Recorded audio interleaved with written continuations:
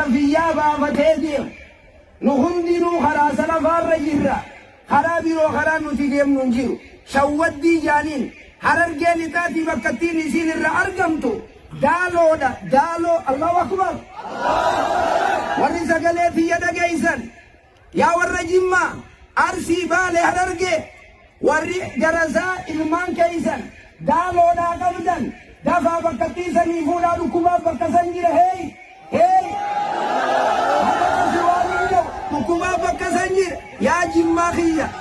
yaa Gudina Jimmaa yaa Ilubbaaboor yaa Harargee yaa Ituu namni daaloo ijoolleen teeysan jirtan